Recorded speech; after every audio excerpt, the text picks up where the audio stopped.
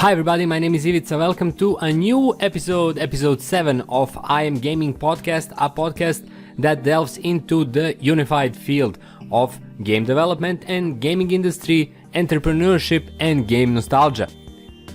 The idea behind the whole podcast is to try to explore what I feel are interesting topics related to all of these subtopics, and hopefully something that could be useful for anyone who is creating content in the gaming development for a entrepreneurial motivation or end goal, which means making money.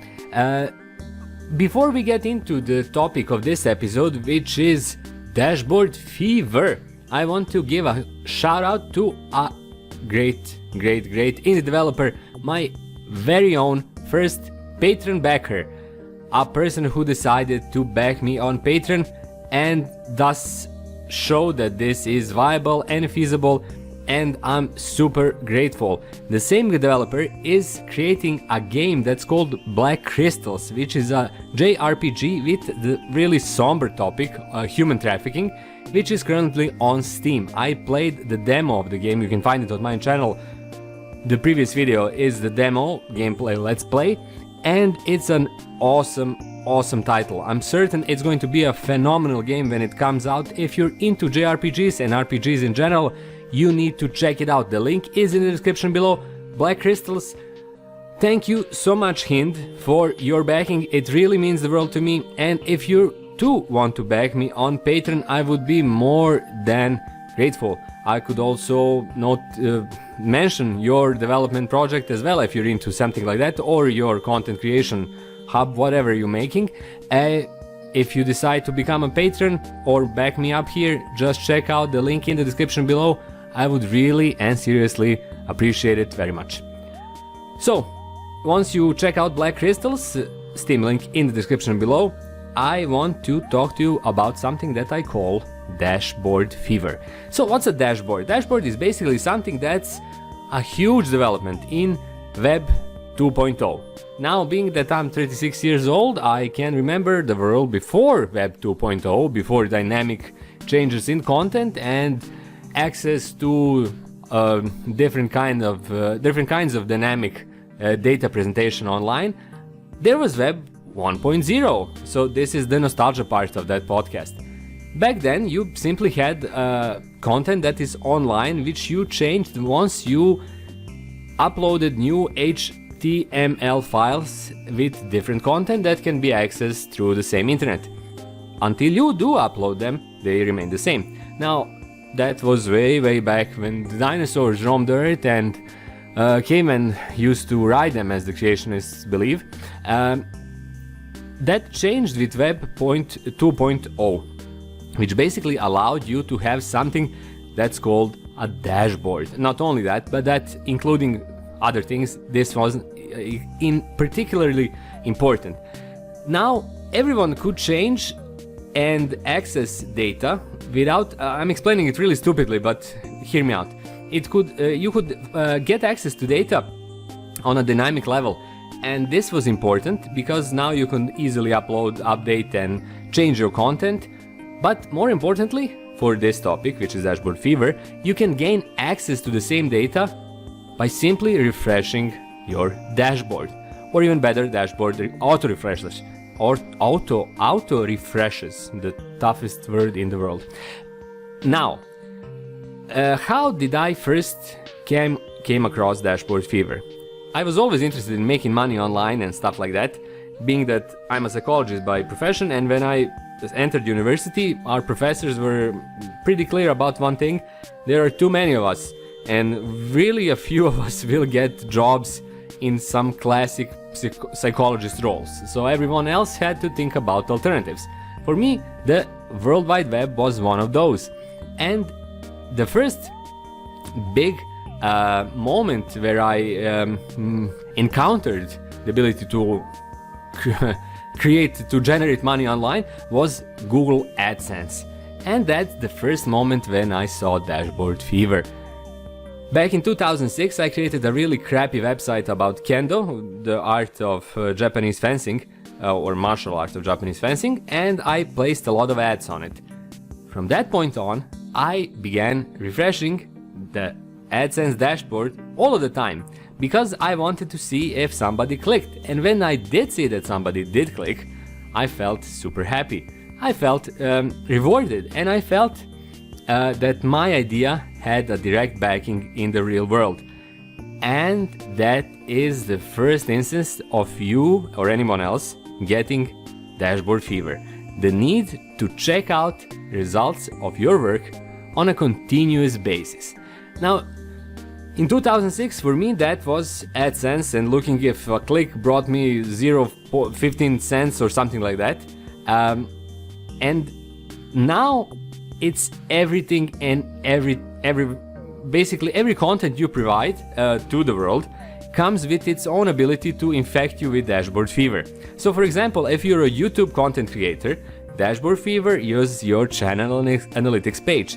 You upload a video, then you watch in real time as people look at it, enjoy it or not enjoy it, interact with it, leave comments, likes, and you're really hooked on it because you get a direct feedback in data for your content. If your dashboard includes money, it's an even bigger hook because, for example, if you're like me selling books on Amazon, link is also in the description below, you also have a dashboard which shows you how many books you sold today. And you know that each sold book is some money for you. In my case, a super small amount, but anyway, it's some money for you anyway. That is something that rewards you psychologically instantly when you see that somebody visits your new video, somebody leaves a comment, whatever that comment might be, you get a sense of reward. Social media works on the exactly same way. That's why you have on Twitter, for example, really detailed analytics that also show you in real time how successful, quote unquote successful, your tweet is. You can see the results it has.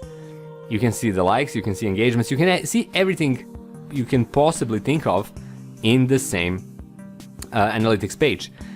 All of that is dashboard fever. Now, dashboard fever is fun because it rewards you instantly. When you don't see anything, you're disappointed, but not that much, unless you have some prior expectations. But when you do see something, especially if it brings you some real world value, like money, for example, a book sale, you feel good. It's an instant endorphin boost.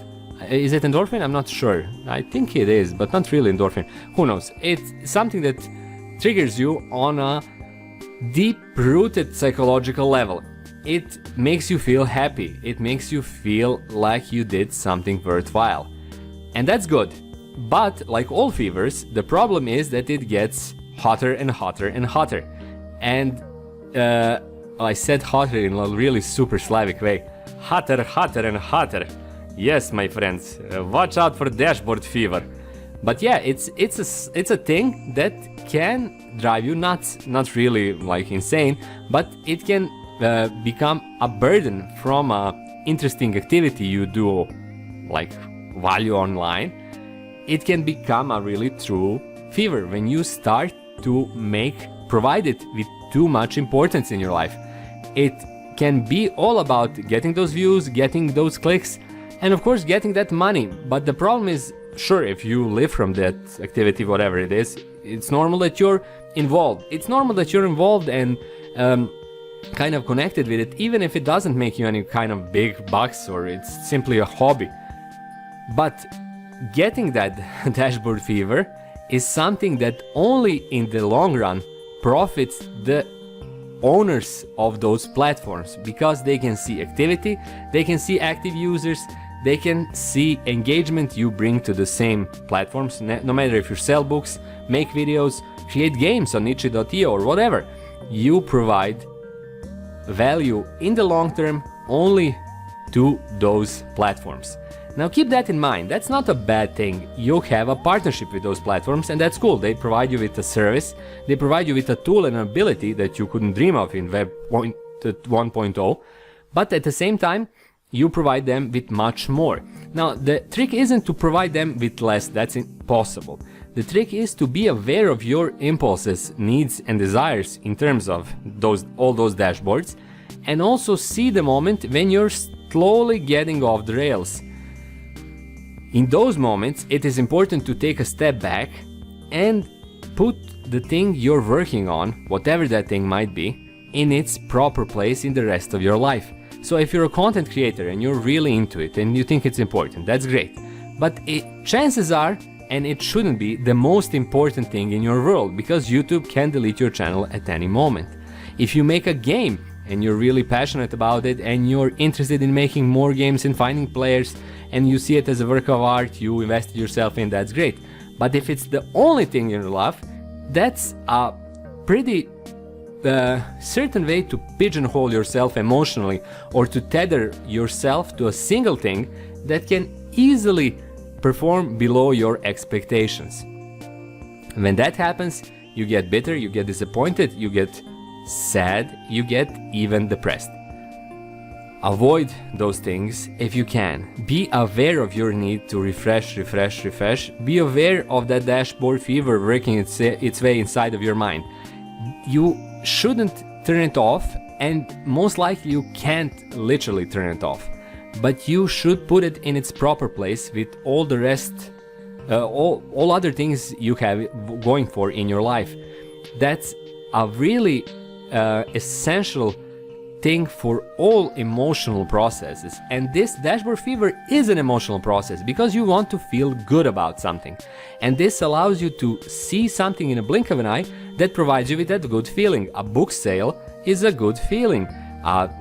50 views instead of 5 you expected is a great feeling. And so forth, so forth. A click that's worth $1 on AdSense is an awesome feeling as well. And that's all of that is good. But put it in its proper place in the rest of your life.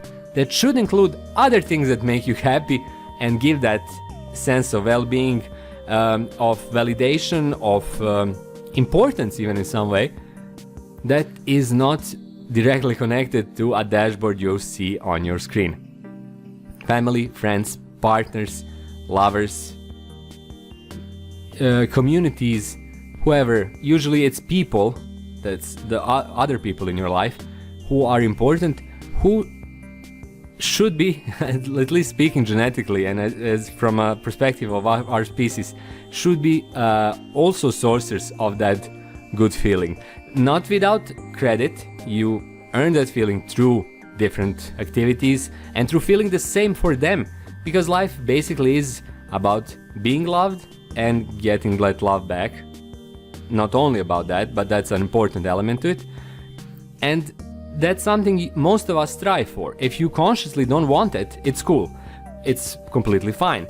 But if you are not sure if you want it or not, you cannot replicate it through dashboard fever. It's only a fever. It's a fun fever sometimes, but it can also get something that cooks your brain. Avoid that cooking point. That was all I have for this episode. Thank you so much for watching and listening. This was I'm Gaming Podcast. My name is Ivica. If you watched till the very end, please subscribe to my channel, check out other episodes, and check out my Patreon page as well. I would love to have you as a backer. A single $1 per month is super fine by me. That's all I have for you. Also check out the links in the description below. I'm plugging a whole lot of things there. Especially check out Black Crystals, a awesome in development JRPG title you need to check out right now, and wishlist, don't forget to wishlist. That's all from me. My name is Ivica. I said that a couple of times. Thank you so much for watching and listening to me and my Slavic accent. And I hope I'll see you on the next episode of I'm Gaming Podcast. Until then, goodbye and be aware of that dashboard fever.